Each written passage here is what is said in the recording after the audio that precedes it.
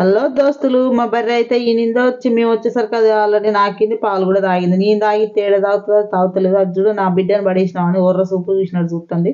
మా ఆయన అయితే సాయంత్రం వచ్చి పాలు విండుకు వచ్చిండు, వాటిని జున్ను చేద్దాం అనేసి అయితే జున్ను అయితే చేస్తాను. కొన్ని తీసుకుపోయి పుట్టలో పోసి వచ్చిండు మా ఆయన. ఆ పుట్టలో పోసి వచ్చినాక కొన్ని అన్నీ ఉంటాయి కదా, వాటిని అయితే జున్ను చేస్తాను. జున్ను చేసేటప్పుడు అందులోనే కొంచెం చక్కెర అయితే వేసుకుంటాను. కొంతమంది అయితే ఆవిరి మీద ఉడకబెడతారు, నేనైతే అస్సలు ఆవిరి మీద ఉడకబెట్టను. ఆ ఆవిరి మీద ఉడకబెడితే ఏంటంటే అది స్పాంజ్ లాగా అనిపిస్తుంది నాకు. ఇట్లా అయితే చాలా అంటే చాలా బాగుంటుంది. అసలు చిన్నప్పుడు నాకు జున్ను అంటేనే తెలియదు, మా అత్తమ్మ వాళ్ళ ఇంటికి వచ్చినాకనే అది నాకు జున్ను కావాలంటే అప్పుడు ఏం చేసేది, పాలు ఇట్లా మా అమ్మ తెచ్చేది కదా చాయ్ కోసం, ఆ పాలలో కొంచెం అంత నిమ్మకాయ పిండుకొని ఇరిగినాక దాంట్లో కొంచెం చక్కెర వేసుకొని అయితే తినేది. అట్లా తినేది జున్ను కావాలనుకున్నప్పుడు. మీరు కూడా అలానే చేసేదా? కొంచెం కామెంట్ అయితే వేయరు. ఇలానే కలుపుతూనే ఉండాలి. ఇక్కడికి వచ్చినాకనే నేను జున్ను చేయడం కూడా నేర్చుకున్నాను. అప్పుడు అసలు జున్ను ఎట్ట చేస్తారో కూడా తెలియదు. మా ఆయన అయితే జున్ను చేసేటప్పుడు కలుపుతూనే ఉండాలి, పక్కనే ఉండాలి అనేసి అయితే చెప్తాడు.